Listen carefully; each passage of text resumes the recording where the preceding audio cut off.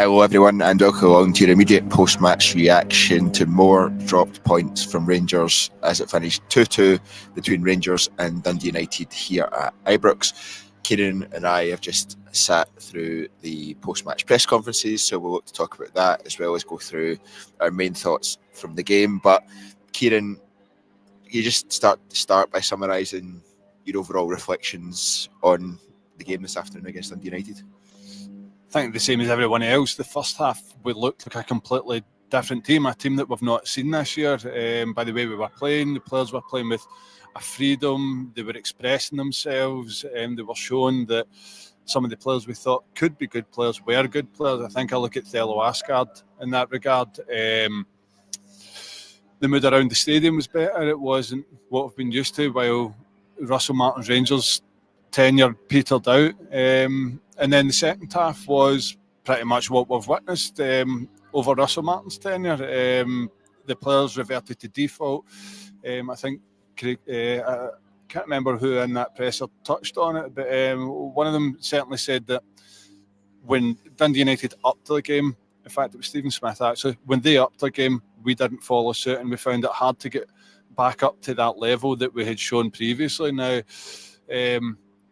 I think today was a case of, with everything that's went on with the manager search, it's just been a complete and utter shambles. To now have one of the youth coaches in charge today, who's changed the formation to 4-4-2, putting Asgard out on the left and going Sharmiti and Miovski up front, it just didn't work. And where do we go from here is pretty much hard to say at this point, given that complete and utter uncertainty in the boardroom from the highest possible point of the CEO and the sporting director right down to the dugout. It's not helping the players on the pitch whatsoever, but I think there's a few in that team who aren't good enough, and I think there's a few in that team who are good enough and they're not hitting the levels which we expect. Yeah, Jim Goodwin described Rangers as excellent in that first half. He'd countered that by saying that Dundee United were very bad as well, but he did describe Rangers as excellent and felt that Dundee United were lucky not to go in more than one goal behind. That first half felt different to other games that we've seen Rangers play this season, pretty much all other games we've seen Rangers play this season. Over 20 shots at goal in that first half. I think we were all enjoying the football that we were seeing, albeit we're starting from a very low bar, so we're not entirely sure how much of an improvement there was, or if it was just a little bit of improvement. And actually, that's still night and day from what we've been seeing the rest of this season. But Jim Goodwin did describe it as excellent. Can you kind of what did you think of the first half, and what did you think of that performance, and did it give you some encouragement at that stage? I felt like we looked like a good team for the first time this season, in terms of, I know people keep going back to like the Pisen game and another couple of examples where we looked good. Personally, I think that got blown out of proportion how good we were that night. I don't think we were as good as what people made out, because we've been clutching at straws. But today, it did. I think we started off by saying the players looked like they were playing with a freedom. It looked like, I hate to use a phrase, like it looked like the shackles were off a wee bit, that they weren't being completely overcoached and to play within a system that looked alien to them. It was a case of, and I think Stephen Smith touched on it as well, like it looked like they were sent out to express themselves a wee bit more. Like, how many times did you see Asgard pick up the ball in good positions and actually make things happen? And let's not beat around the bush. His goal's an absolute worldie, but again, that comes to, you look at the wee passage I play between him and Gassama out on the left, where Gassama releases him with a clever flick on. Like, we've not really seen stuff like that. And throughout the game, we didn't really look threatened at the back whatsoever, but we'll go on to talking about the second half, because I thought we were in absolute shambles at the back the second half. Asgard's goal's a cracker, but to not get that second goal was completely crucial.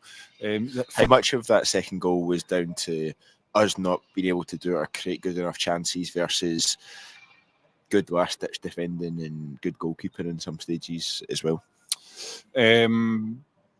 A bit of both, really. I think I can remember one chance that fell to Asgard around about the penalty spot, where I felt he could have done better. I think you said it looked like he gave the keeper the eyes and tried to sort of clip it over to his left as opposed to just opening his body up and putting it to the right. Again, their keeper made a wonderful save. I think it was Asgard again. He looked our most promising player. Yeah. As much as I'm a big fan of Miovski, it did not do enough that first half for me, or the second for that matter. But again, you get a striker in there. If you've got a striker in there that's got a killer touch and can put teams like this to bed, then I think you're winning this game comfortably. But I don't know, maybe I'm a wee bit harsh there, but we should have put them to bed a lot earlier. In that first half, it could have made the second half a lot more comfortable, but we all know how that played out, and it wasn't to be.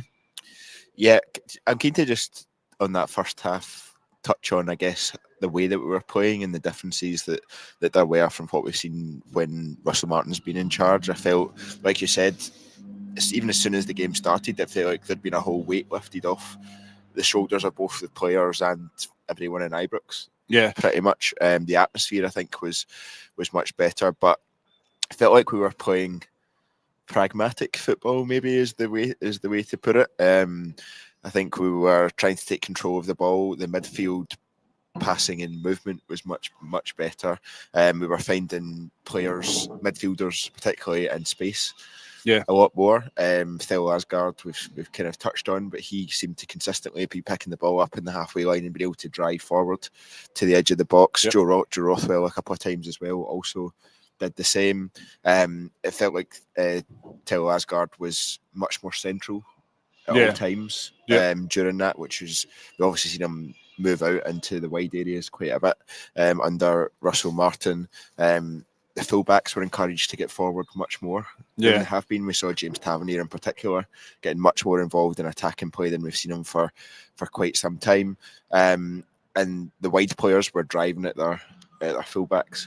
Yeah, I thought Antman was, in particular, looked positive. Every time he got the ball, he looked to try and take his man on or create something.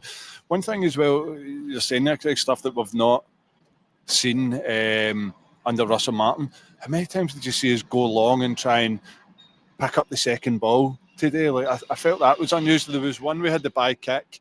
I'm pointing down here as if everybody can see the other end. I'm pointing towards the Brimlin end, actually. There was one example where Butland had the by kick, defenders either side of him, the standard position which you would see nowadays, and he's just took the one touch and went long with it, because if it's not on short, they're going to expect short, and we've went long. Now, I think that's quite a positive to take, that we're not just going to play the way we were. There was also another moment in the game where Cornelius had the ball. I'm getting mixed up with the halves because he switched it around. Yes, I'm very confused by that. Cornelius had the ball, and he was doing the whole Russell Martin thing of standing with the ball, waiting for things to develop in front of him. Tavernier and Raskin are screaming for the ball in space as if, right, we're not doing this anymore. Let's get this out of the system and get back to playing it the way we should be. So there's maybe a mixture of old coming into new here and maybe something in between. Because I think we asked the question of each other before the game of what will we expect here? I think we both agreed that it would be that some fans would be in for a wee bit of a shock, that sacking the manager doesn't automatically mean that we'll be outstanding. It was always going to land somewhere in between. And I think that's what we got, that, okay, we can be a good team, but we're maybe not as good a team as people think we could be, with or without Russell Martin. Yeah, I think in terms of the pragmatic approach, it was very much don't mess about in defence. I felt in that first half was where it was. If you're in trouble, if you don't think there's anything on, then don't be scared to hit it long. And if Miovski can't win the ball, then you pick up the second ball and you pick up the third ball, and we actually seem to create a lot of momentum from that as well. Rothwell or Asgard picking up the ball in those situations and driving forward, which I thought was really positive from that perspective. We didn't take the chances that we created in that first half, and we stood and spoke at half time, and we spoke to quite a few people within the sort of the media group at half time, and it was all very much just if Rangers continue in the second half the same way they have done in the first half, then they'll run away with 3 points today, and that will be good. I think we all had a niggling thing in the back of our head saying, not seen them put together a full 90 minutes performance yet this season. Is this going to be the day? And it was interesting hearing afterwards. It was Craig Sibbald, who obviously scored the screamer of a second goal for Dundee United today. But in his post-match press conference, he was very much saying that they tweaked their formation in the second half. Yeah. He said that they struggled to get to grips with Rangers' formation in the first half. They tweaked it at half time, and that paid dividends to them in the second half. Do you think it is as simple as Dundee United just switched their formation a little bit, their approach, and that flummoxed us?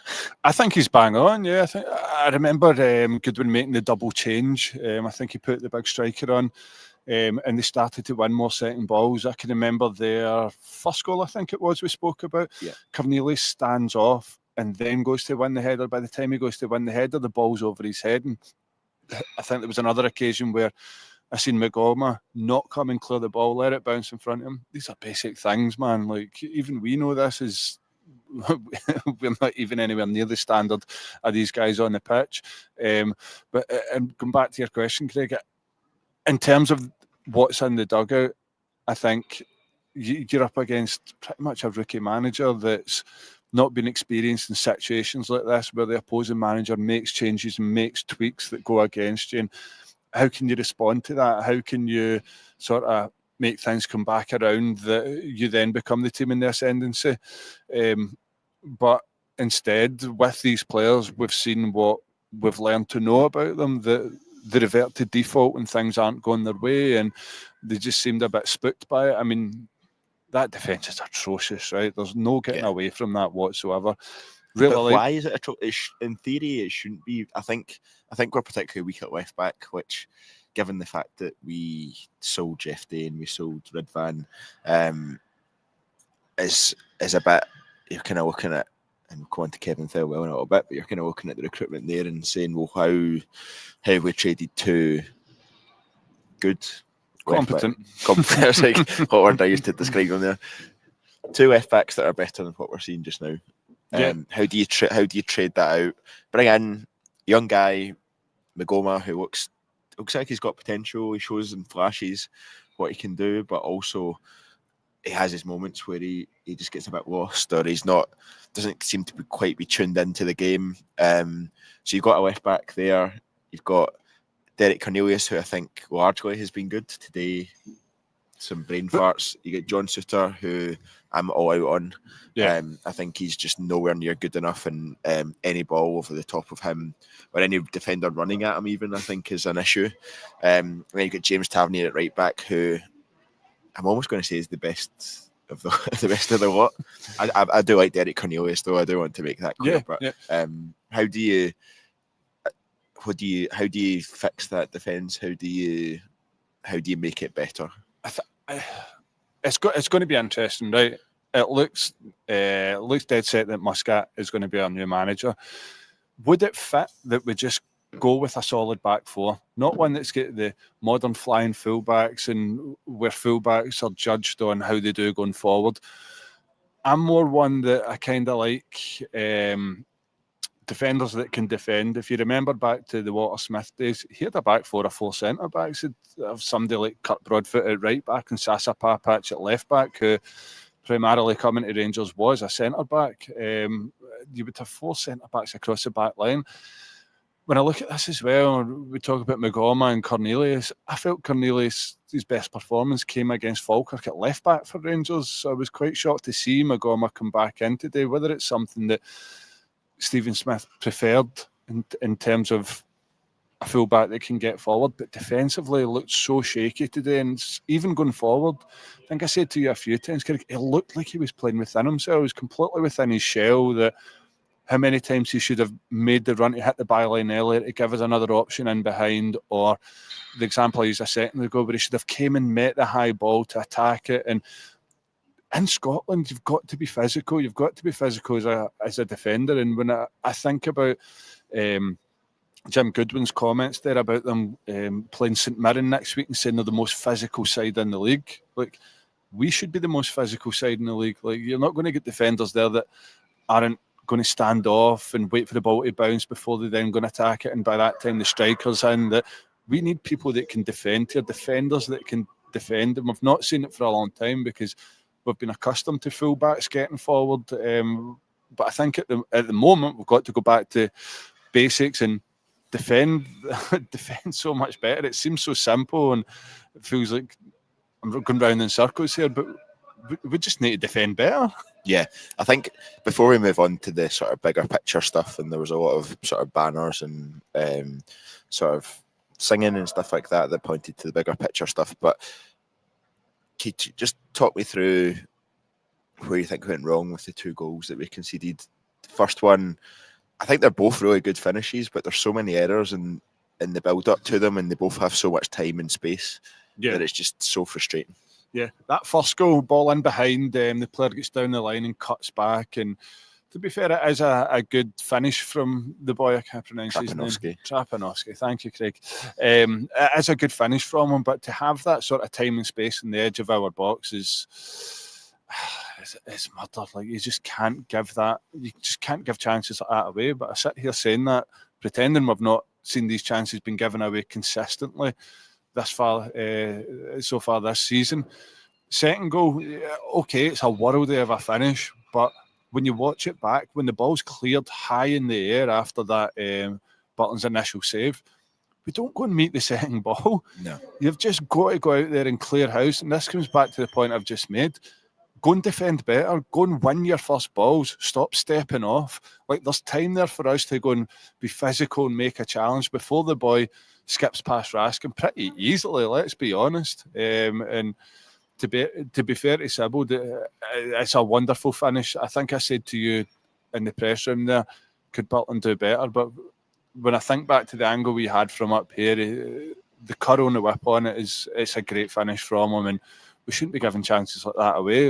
It felt like it was coming, though. I must say that. It did feel like it was coming. It's mostly what we've watched all season. It felt like even from the start of the second half, it felt like the attitude, not the attitude, maybe the approach, the confidence had kind of just sapped out of the team for some reason. Yeah. At half time when we're 1-0 up, and that's criminal in so many ways. Stephen Smith was asked about leaders, he was asked about mentality. He towed the party line, but there were a few hesitations in there, let's say, where it made you start to try to, I guess, read between the lines in it, and then read between the lines about the level and the quality of the squad that we have. When he was talking about the squad, he said that the first half showed that some really talented players in there, and the new manager, whoever they are, Kevin Muscat, we'll see that they've got a lot to work with there. Yeah. Do you agree with that? I do agree with that. When you talk about the hesitations, I think he was pressing the switch from being a fan to a manager there. Yeah. In terms of, I think there's a wee bit of doubt there amongst the leaders in the dressing room, and it's hard to say there's not. Like, you look at squads of times gone past where there is leaders in there, and it's long gone are the days where players would tear the paint off the walls to scream and shout at other players for not pulling their weight. But it just feels like we've not really got that in there. But yeah, he can only do what he's got to work with in there, and there obviously is a lot of uncertainty in terms of what is going on in the dugout. And we were waiting on Smith coming to do his press conference, and the discussion was going about that. What could he potentially be saying to them in the dressing room that's going to change anything? And that's no disrespect to Stevie Smith. It turned out he wasn't saying anything, by the way. He just said that he didn't feel like he was in a place where he could go and rant and rave. It's fair. That's a fair point. He just said I was there to give my advice in terms of what this squad can do and how it can get better. And he said his advice was they need to stick together because that's the only way they can get through tough times at Rangers. But yeah, it's hard. We would even sit in the press conference going, what do you ask him? Yeah. Like, what do you, it's not his fault. He's there. He's doing his best. He's there to sort of marshal the ship until a decision's made on the new manager. And that could obviously lead to even more interim time. And see, on that, Craig, right? And I know we're going to get on to the board stuff and the banners and stuff that were up. It might segue you nicely, mate. Does this come back to what a shambles it has been of a managerial appointment that we knew something like this could completely set the fans off again, knowing that our next manager might not be here until the 22nd of November. And I think following today, that's now the league gone. Like, how has it come to this that we're now sitting waiting, what is it, about 6 weeks? Even more than that? 4 weeks. 4 weeks. Oh, being a Rangers supporter is completely throwing my time clock out, man. 4 weeks, but 7 more games in that period of time. Yeah. 7 more games where the Europa League could be gone, the League Cup could be gone, the league's already gone, Champions League qualifications gone. It's a shambles of a season so far that doesn't look like there's any sort of turning point, and I think fans are quite right to criticise the board. Yeah, I mean, Hearts, as we sit and record this, Hearts currently 1-0 up against Kilmarnock. It's close to half time, so that puts us 13 points behind them. I think if that's how the results end today. But yeah, there was while Russell Martin may have exited stage left, and it did feel like there was a lot of pressure that wasn't here that's been there on a lot of other occasions recently. At Ibrox, the attention was not taken away from Patrick Stewart and Kevin Thelwell. Yep. Songs, banners, you name it. It was, and definitely they would have heard the fans' frustrations at the end of the game as well. We walked past the director's box as we were heading down to the press room, and there were a fair number of fans that were voicing their anger and their frustration towards them both. There was stewards near the back of the director's box. A couple of fans in particular weren't for giving up, and they didn't even turn round. The banner, which was up for the best part of the second half, like I kept saying, I can't believe that banner is still up in the front of the Sandy Jardine rear. Read Thelwell and Stewart, pack your bags, or we'll pack them for you, or something along those lines. But where we actually come out is in front of the director's box to walk down. When we came out for the second half, it was only Patrick Stewart and Kevin Thelwell, that were standing looking directly across at this banner, and it made for a wee bit of an awkward moment. It was just them standing there, so they know loud and clear how the fans feel about them, and it's quite plain to see that in a summer where we should have been completely back on the rails and stability at the club and moving in the right direction, we've not moved at all, and if anything, we've possibly went backwards given the signings that we've made. And one in particular, which is leaving a lot to be admired, is Sharmiti. Without going too much into it, that absolutely stinks.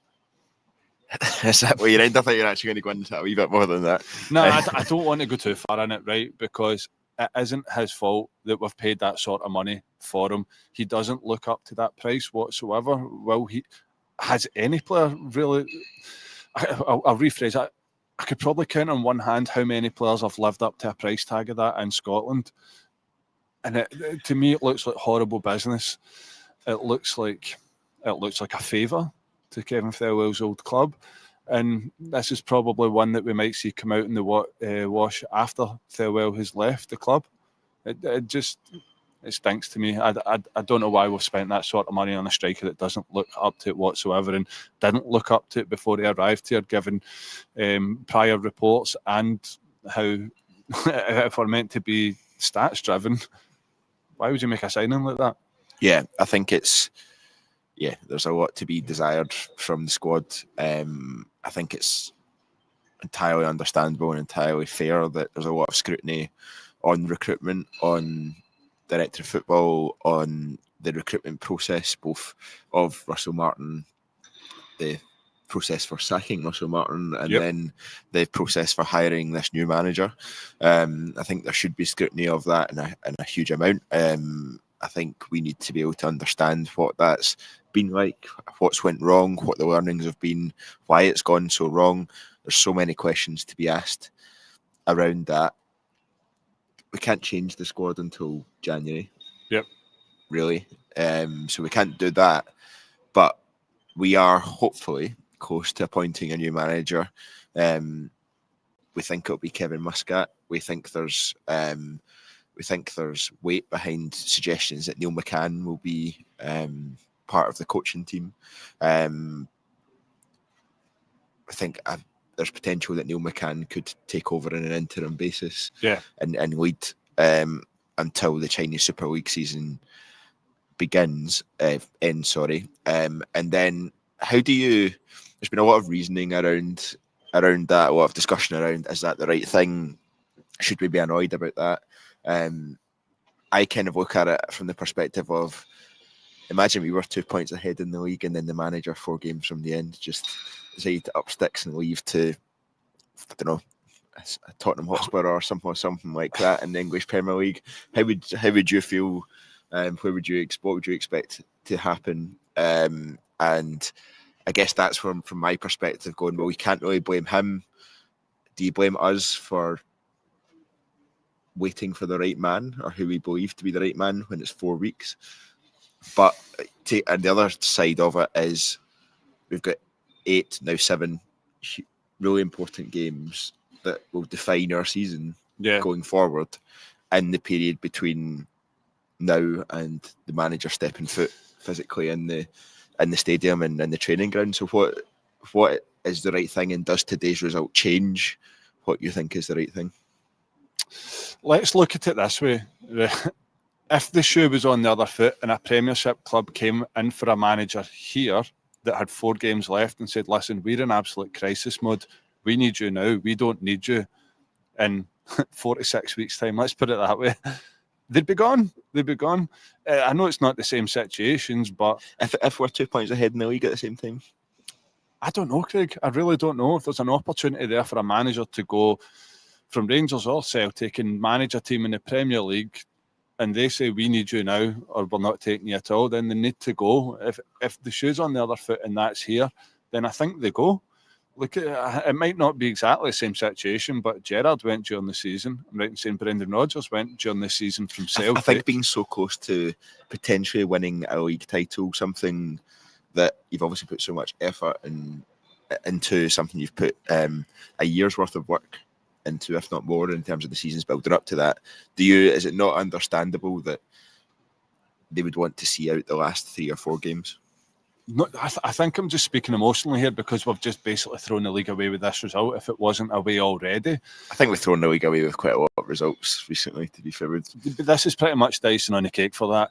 It's almost like we need a manager now, and if it wasn't for the board putting all their eggs in the basket of Steven Gerrard, for them to be knocked back, we're in this situation where, instead of thinking we can employ a manager and get him in for this game today, within 2 weeks, for it to fall flat and now wait until the end of November is just an absolute shambles. With regards to Muscat wanting to finish the season and win the league at China, right? Let's look at it this way.